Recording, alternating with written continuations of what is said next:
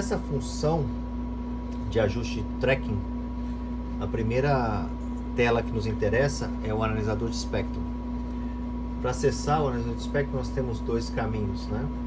Um deles é pela seleção da tela e o outro é diretamente chamando a tela de analógico, né?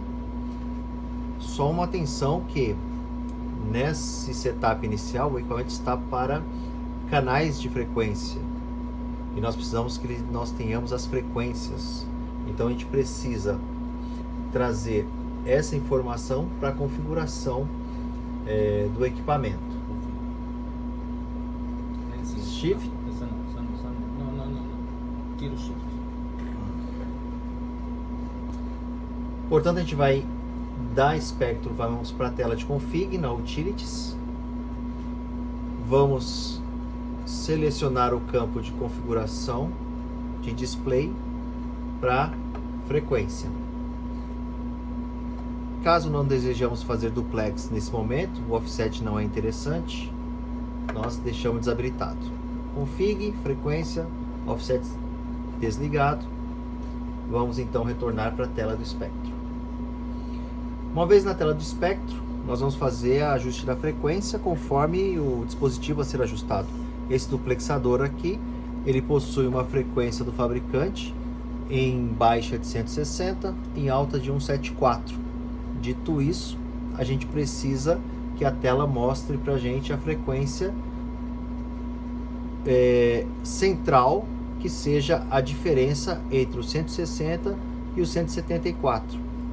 174 para 160 dá 14, então a gente vai ter aí 167 de central.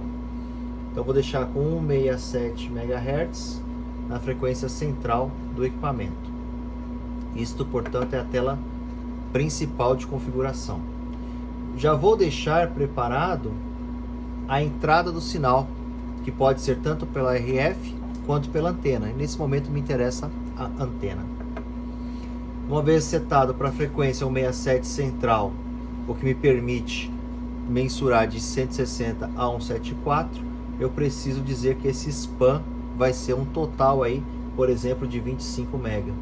Então a gente vai ter aí um total de 25 MB, passando aí 14 para 14. E depois a gente pode reduzir, não há nenhum problema. Antena, frequência e span.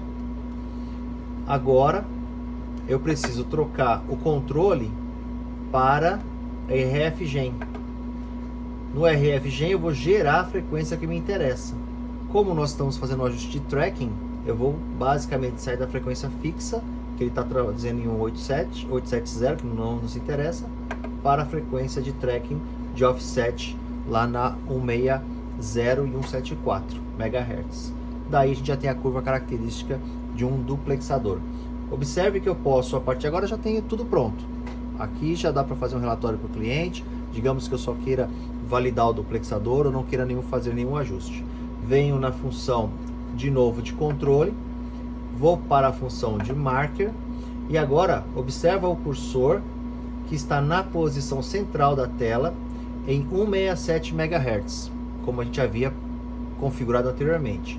Bom, como eu disse, o duplexador é de 160, me interessa levar o marker até a posição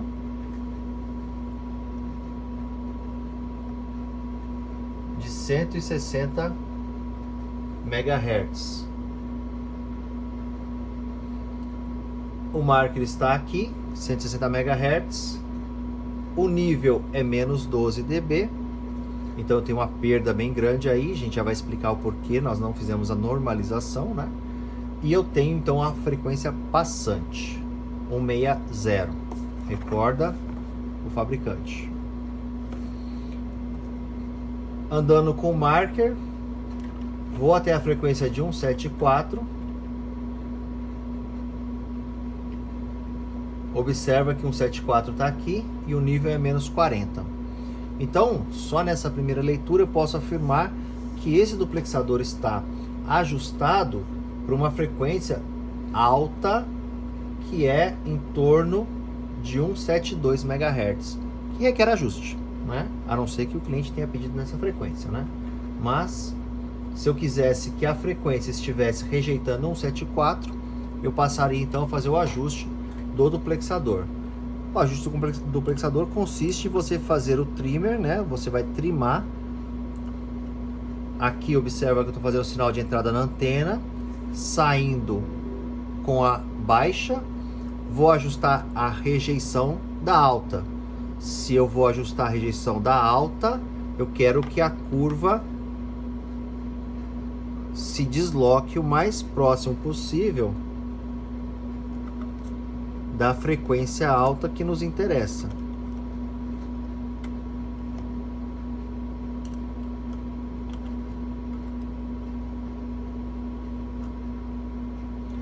O trimmer do duplexador tem que ser na sequência do procedimento do fabricante. Todo duplexador recebe aí o seu procedimento de ajuste. Aqui, para ficar um pouquinho mais bonito, né? Percebeu aí que a frequência já está lá, ó. A curva já está lá na 174. Não é o melhor ajuste, mas nesse momento a gente vai fazer isso para poder fins didáticos. Vou fixar aqui os trimmers e voltar na tela. Observa que a frequência passante continua lá no topo superior. E aqui embaixo, agora, a 174 está sendo rejeitada. Este é um ajuste da frequência de rejeição da alta no lado da baixa do duplexador. Isso que a gente basicamente faz. Dica: para fazer um bom ajuste, o profissional precisa antes certificar-se de normalizar o seu instrumento. O HP E8285A permite que você faça isso. Você vai normalizar o sinal injetado em função dos seus conexões, dos seus cabos, né? Então vamos ver o sinal que está sendo injetado na cavidade. Observa que foi menos 10. Então, na configuração, agora novamente, né? Na principal, como a gente avisou antes, eu vou setar o nível do espectro para 0 dB. Vou até o gerador e vou injetar o sinal também de 0 dB. E é possível perceber que esse meu conjunto de cabos oferta aí uma perda de 0,9 dBm. Aqui o que eu vou buscar é compensar essa perda. Então agora a gente vai entrar no modo auxiliar. Vamos até a posição de normalizer, salva. E vamos fazer um A-B, uma matemática aí do sinal normalizado. Uma vez normalizado, observa que aqui ele está me ofertando um nível de teto de 0 dBm. Então agora sim, né? Quem esperou até agora no vídeo, nosso ajuste da cavidade já normalizou e compensou as perdas dos nossos cabos. Junto com a qualidade do equipamento, a gente consegue aí plotar melhor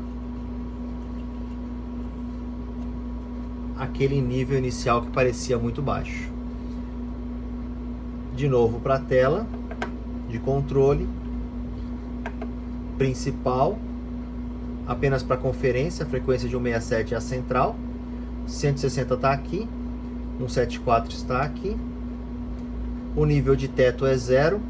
A melhor ponto de passante está por aqui. Tela de controle, marker, posição. A melhor passante está em 167. Por coincidência, a gente acabou pondo aí na central. Mais 160. nós temos aí uma perda de em torno de 2.7 dB. Isso aqui é uma tensão, hein? Quando se ajusta o duplexador, essa perda de inserção aí na passante ela tem que ser a menor possível, tá? De repente vê uma reflexão, é ajuste. Vamos tentar aqui só trazer a frequência um pouquinho melhor. Aqui a gente vai mexer na alta, né?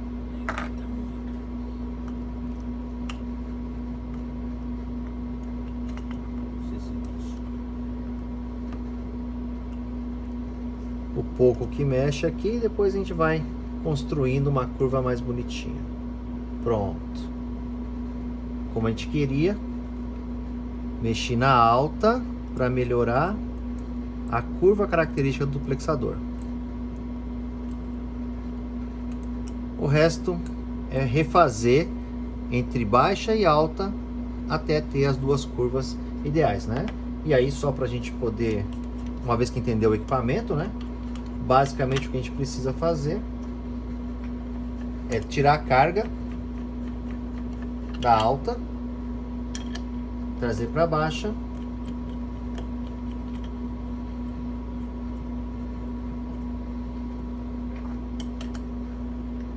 o cabo já, o conjunto normalizado, né? Não precisamos normalizar novamente.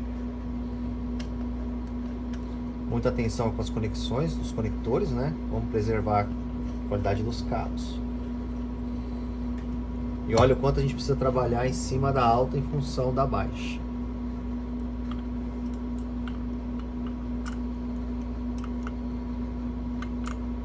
Destravando aqui um pouquinho. E como eu disse anteriormente, vai precisar ir e voltar em cada um deles até ter um conjunto, uma curva característica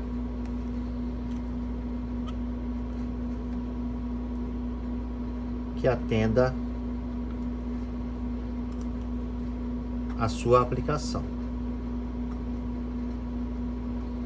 Então, o ajuste de duplexador requer aí uma atenção muito grande para essa curva estar característica. Curva da alta, inverte de novo, curva da baixa, até você ter a melhor entrega para o cliente.